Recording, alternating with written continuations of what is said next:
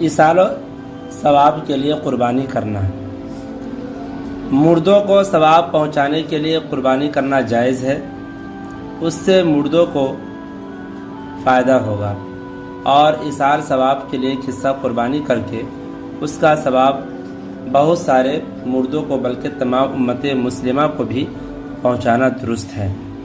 اس قسم کی نیت کرنے کی صورت میں تمام امت مسلمہ کو ثواب ملے گا، کیونکہ ایصال ثواب کرنے والا قربانی کے جانور حصے کا مالک ہے۔ صرف میتوں کو یا زندہ لوگوں کو ثواب پہنچاتا ہے، اس لیے ایک حصے کا ثواب ایک سے زائد لوگوں کو پہنچانا درست ہوگا۔ اگر میت نے قربانی کرنے کی وصیت کی تو اس میں ایک حصہ ایک آدمی کی طرف سے ہوگا، ایک حصے میں ایک سے زائد آدمیوں کی نیت کرنا جائز نہیں ہوگا۔ ایک حصہ دار مر گیا، 7 افراد نے شریک ہو کر ایک بڑا جانور قربانی کے لیے خریدا، اور قربانی کرنے سے پہلے ان میں سے ایک شخص مر گیا، تو مردہ کے ورثہ نے ان شرکاء کو اجازت دے دی کہ آپ لوگ میت کی اور اپنی طرف سے قربانی کریں۔ اگر یہ لوگ ان کی اجازت سے میت اور اپنی طرف سے قربانی کریں گے تو جائز ہوگا اور سب کی قربانی ادا ہو جائے گی، اور اگر میت کے وارثوں کی اجازت کے بغیر قربانی کریں گے تو درست نہیں ہوگی اور کسی بھی شریک کی قربانی ادا نہیں ہوگی۔ ایک کے بجائے 7 بکرے ذبح کرے۔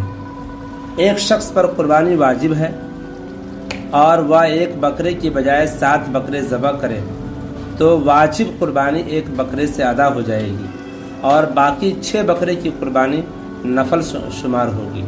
لیکن بڑے جانوروں کے حصے 7ویں حصے کے بجائے پورے جانور کی قربانی کرے گا تو پورے جانور سے واجب قربانی ادا ہوگی۔ بال قربانی کرنے والا کے لیے مستحب ہے کہ بقرہ عید کی نماز کے بعد قربانی کر کے بال کتروائے۔ قربانی کرنے والے بھی قربانی کرنے والوں کی مشابہت اختیار کریں گے تو ثواب سے محروم نہیں ہوں گے۔ جس جانور کے بال کاٹ لیے گئے ہوں اس کی قربانی درست ہے۔ قربانی کی نیت سے جانور خریدنے کے بعد اس کے بال کاٹنا جائز نہیں۔ اگر کسی نے ایسا کر لیا تو اس کی قربانی قیمت کا صدقہ کرنا واجب ہے۔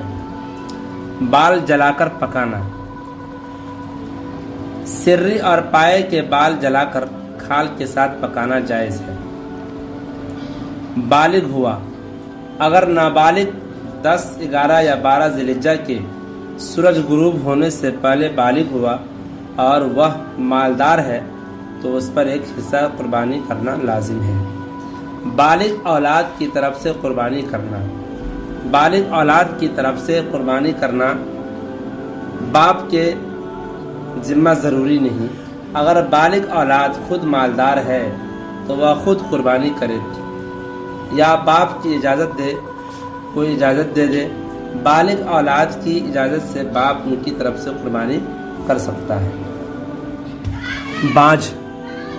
بانجھ جانور کی قربانی درست ہے کیونکہ اس پر ممانعت کا حکم نہیں آیا، اور بانجھ ہونا قربانی کے لیے عیب نہیں ہے۔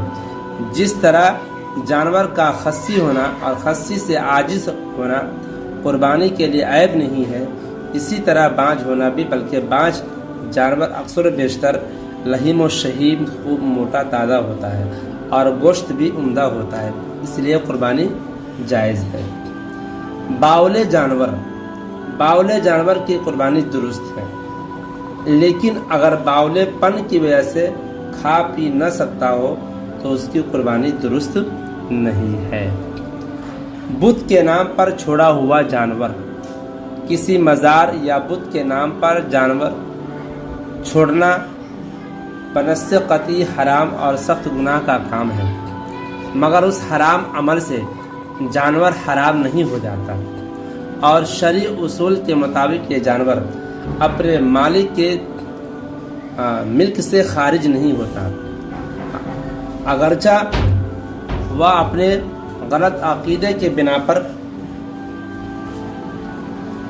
یہ سمجھتا ہے کہ وہ میری ملک سے نکل کر غیر اللہ کے لیے وقف ہو گیا ہے، مگر شرعاً اس کا یہ عقیدہ باطل ہے۔